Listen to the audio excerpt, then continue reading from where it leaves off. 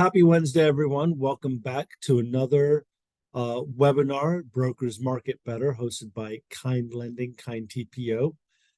Today, the little quirky message that we had to promote this, and again, thank you for taking the time to join our webinar. I think this is number four, I think, in the series, and this is partnered with our Facebook group called Brokers Market Better training series. So if you're not already there, at the end of this webinar, you'll receive a link via email to join that group as well. But today we're talking about, don't break the bank, learn how to grow your brand with these cost-effective tips. Now, before we get into it, I wanted to start with some really cool marketing or mind-blowing marketing stats, but I was doing some research here just in the last couple of days because I have a buddy of mine that launched his own CRM outside of the mortgage industry. It's actually a retail kind of small business platform. And he and I connected, and he said, hey, Krish, do you have any ideas on how to promote my CRM, my software? And I told him no. But no, honestly, what I found interesting was I did some research, and in 2023, there were 1,534 US-based CRM companies in just in the United States. That was an uptick of 22% of those were launched in 2023. So, there was a day and age where, there was maybe one or two just maybe a handful of platforms specific to CRMs available within each pocket industry, and now there's 1,500 or so, and a lot of those platforms now are catering to maybe they've mastered their specific industry and have kind of branched off to others. So real estate CRMs now doing mortgage, and mortgage CRMs now doing insurance, and so you'll see this kind of trickle effect, and we'll get into the whys in a later slide. So without further ado, let's share some kind of fun, mind-blowing marketing stats. You'll see this as kind of our niche slide that we'll be sharing each conversation that we have through this series. So 45% of companies actually do not have a clearly defined digital marketing strategy. That means 55%, there's a typo, it's known. In 2023, the average time spent on mobile devices increased from 2.5% year over year to over 4.5 hours per day. That's staggering numbers. I mean, there's continued investment into the mobile device and what appears on those devices. Posts, specific to social media, but posts with videos garner 157% more search traffic than those that don't. That means that the SEO value on video, and I guess not just social media, on your websites and other places, are being indexed and searched more frequently. Think about when you do a Google search for how do I open the hood of my car? That was one that I searched here just this past weekend. I'm not going to read something. I want to watch a video, right? So video tutorials and things like that. That's what's being searched. Lastly, 85% of marketers say short form videos are the most effective format on social media, and that couldn't be truer. People want, their nuggets quickly. They don't want to watch a 45-minute video to learn what they can learn in about 30 seconds, right? So short form is definitely still the trend. Okay, so let's get into the webinar. What are we going to cover today? One, how much does marketing cost versus what it should? Return on investment, or ROI. In marketing, I guess every industry, but specifically in marketing, we love our acronyms. Cut it in half and double the productivity. And lastly, tips that you can use right away. Okay, so one, how much does marketing cost versus what it should? Now, we're in a very interesting world where some organizations support sales teams and pay for things. Some are like kind of split cost, and some of them in some organizations, not just specific to mortgage brokers, kind of fend for themselves, right? So what is the average that people are spending and what should it cost? So I ran some numbers. I tried to find some research from Stratmore and other places. And the closest number I got, the average marketing cost per person across the mortgage industry is about $1,863 a month. I know. There are some folks that spend $10,000, $20,000 a month. A lot of that has to do with lead generation and other things. Some spend zero. So this was the average that we were able to come up with. And this doesn't determine whether your company pays for it, or the whether the loan office is paying for it, whether it's a split cost. This is just a number, but it's a big number, right, monthly. And so what we want to do here today through this webinar is really discuss, one, do you really have an idea of how much you're spending? And if you do, when was the last time you revisited the opportunity to save some money on those platforms? In generally speaking, I have a lot of friends that are doing things outside of the industry that pay for their own things, and they call me like, hey, is this a fair price? Think about mortgage specifically, right? There's been this really distressed kind of a stress on the sales folks, on the organizations across the board in mortgage and real estate. There's a lot of, and like I said earlier, there are a lot of CRM or marketing platforms that exist today that specifically, and I've said specifically a lot, so I'm going to try to pick a different vernacular, but that focus on mortgage only, or real estate only, or car insurance only. So those platforms, as there's a stress on the industry, and maybe there's this exodus of originators, or there's just downsizing and these types of things happening, well, those are seats left unutilized from these platforms. And so where a lot of these partners, I like to call them partners instead of vendors, but these partners have to be able to then be flexible on their pricing, even though they're hurting as well in many cases, to capture or retain the business that they already have, right? This is what we're all doing. We're trying to capture and retain our agents, our referral sources, our customers. All of these things. Our partners or vendors in the industry are faced with that same challenge. And so, and we'll talk about this through this webinar, which is going to be a short one because it's got some good actionable items for you to take away. Okay, but be sure that you're always discussing how much you're spending and how much you're making based on your return on investment. Okay, so if you're investing in some products and programs, branding, marketing tools, are you seeing an impact on your business as far as growth? If not, there are some things that you have to consider. Okay, so let's talk really quickly on return on investment. Okay, so I would love to know if you are basing your marketing strategies specifically on ROI. There's a lot of acronyms that we could throw out there, KPIs and all these other things, but ROI, again, return on your investment, how much you're spending versus how much is that bringing in. There is I was at the American Business Association. I'm a member, and we were at a virtual conversation, and I heard someone say this, and it was the 5-to-1 ratio. And you don't really hear about any kind of ratios other than the percentages of your ROI, spend versus cost versus income, right?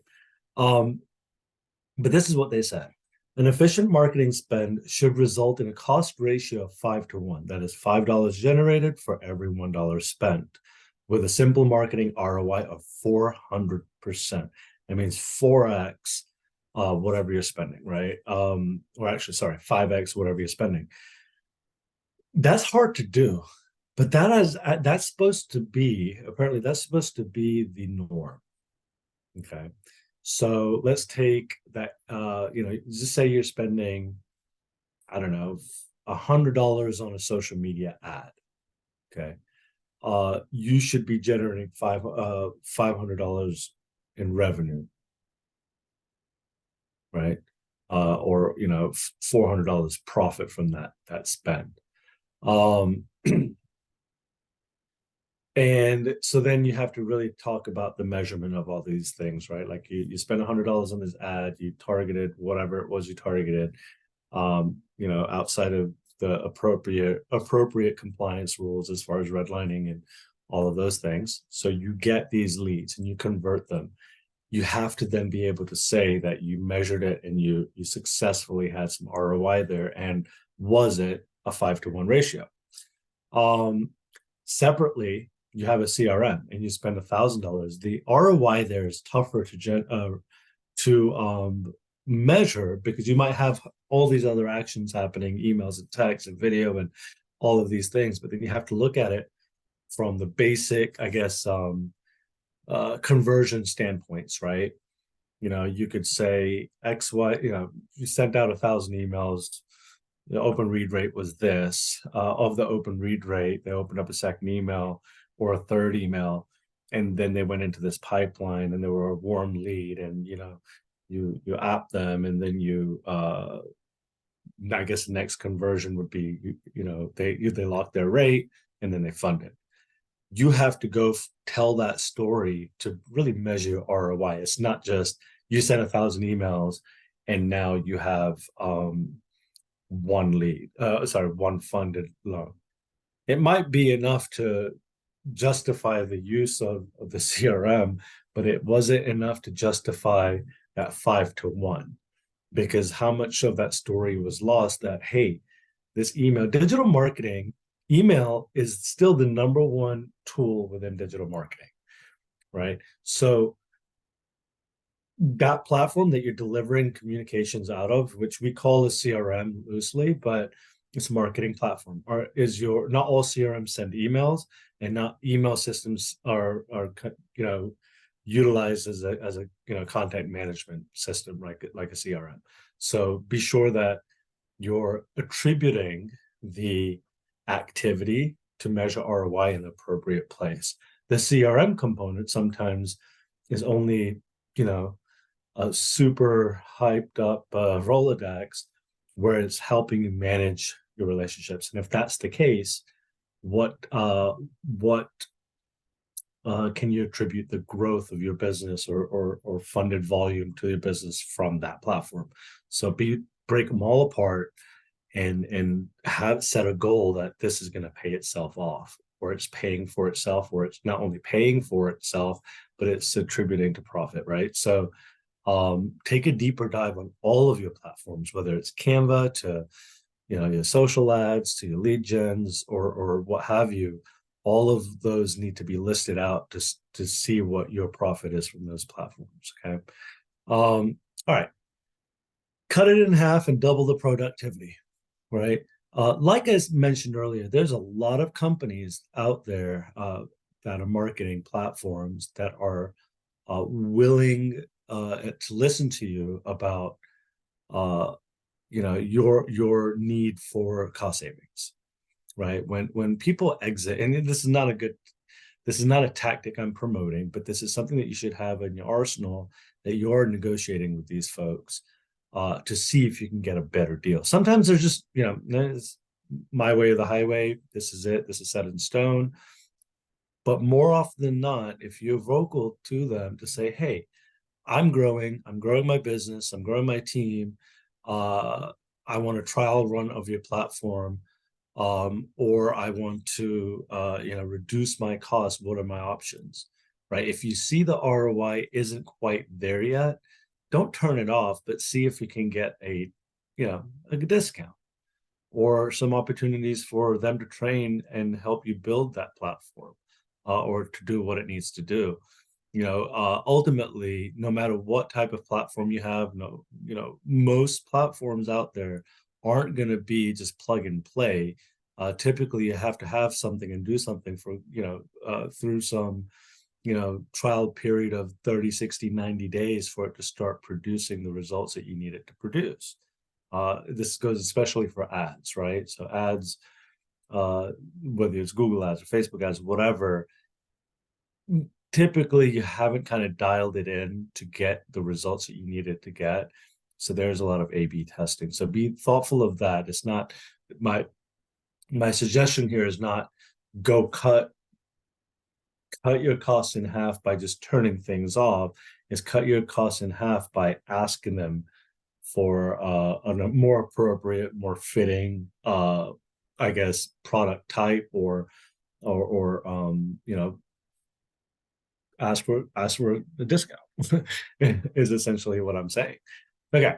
So, think about if you're spending 5K a month, how can you cut your marketing expenses in half and double your ROI? So, as you make that list of all the things that you're using today, and as you start determining the ROI on those specific platforms, then naturally you want to kind of have this little bit more focus on the platforms that are doing better for you. And maybe there's a little bit more opportunity to reinvest there and uninvest in those other places.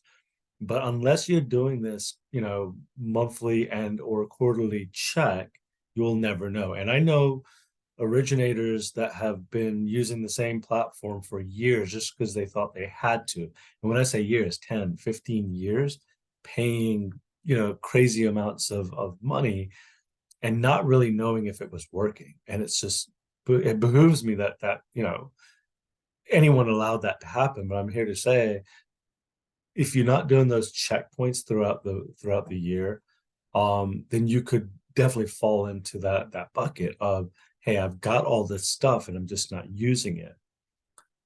Maybe it's not, maybe you thought you needed to use it and you see the value in it, but maybe you just don't have the time to dedicate to it. So if it's one of those platforms where it truly requires you to be logging in, plugging in, and contributing to that effort of it growing, maybe it's not for you. Maybe it's, when you have more time, you can attack that later on in the year or put it on your own personal marketing strategies and roadmap. Okay, I know that was a mouthful. Okay, lastly, tips you can use.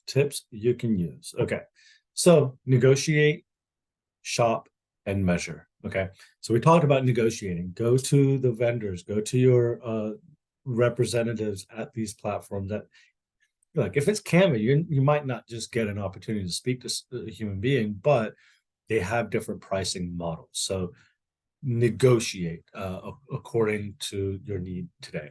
Shop.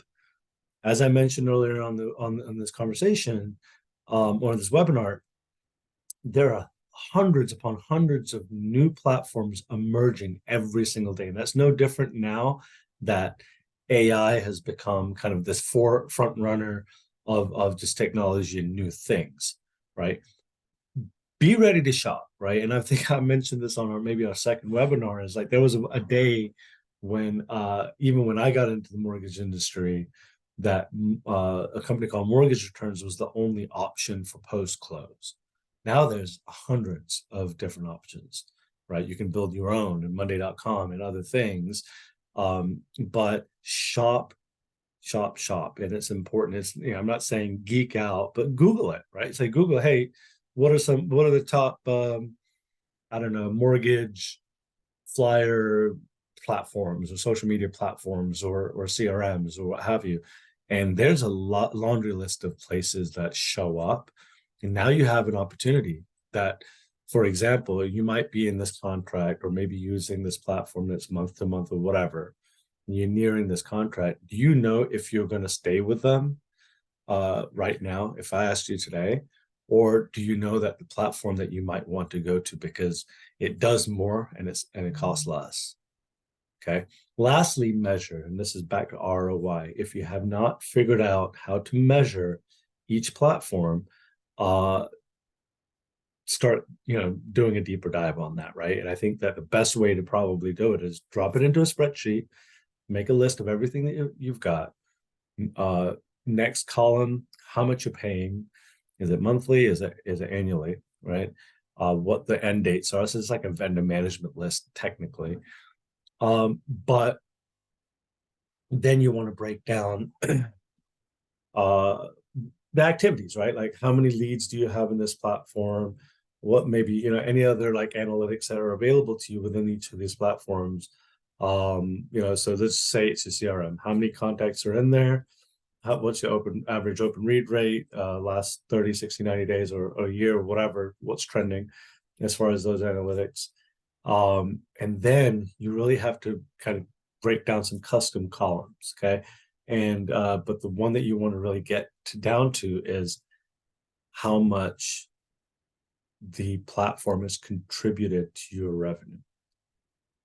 And then come up with that ROI percentage and then look at it. Is it 5-1? If not, you need to have some actionable plans of what you're going to do next, right? You can go to them and negotiate and start shopping. You know, this conversation was about to be, it was supposed to be just about branding, but all of those things contribute to branding. You know, the brand one is specifically to your brand, right? You're a broker, you launched your logo, you've got your, you know, your mission, vision statements, core values, all of those things. You get your website, it looks cool, it's pretty, it's awesome. And that's a little tougher, really a lot tougher to measure. Okay. You spend maybe a couple of $100 or maybe even $1,000 on having your logo designed. And you've got it on your outside your wall, or maybe, you know, you have it on your Zoom background or whatever, right? On your business cards, t-shirts, whatever. Those are really hard to measure. When you got your logo on your t-shirt, unless it said, call me, here's my phone number, there is no opportunity to really truly brand, right? Maybe it made you feel good that you have the logo on when you're playing golf or at an event, but that's tough to do.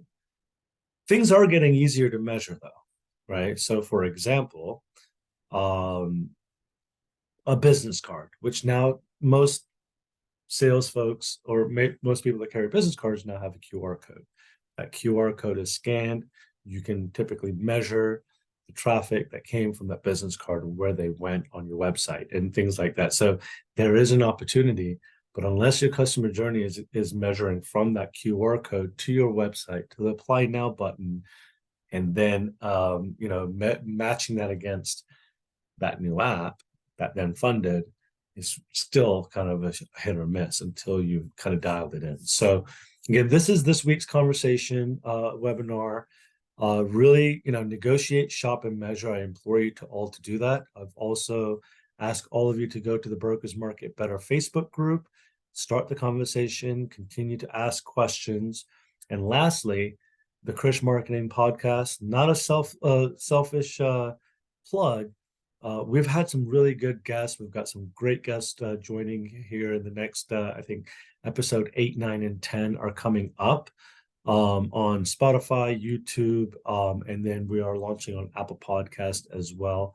Another plug, if you haven't listened to the Dell Talk, please listen to that one as well. Thank you so much for joining. Your time is important to us, so we're going to wrap up. And again, ask questions. You will receive an email with a wrap up of the recording and some links to the podcast and the Facebook group very soon. Have a wonderful day and stay curious and keep marketing.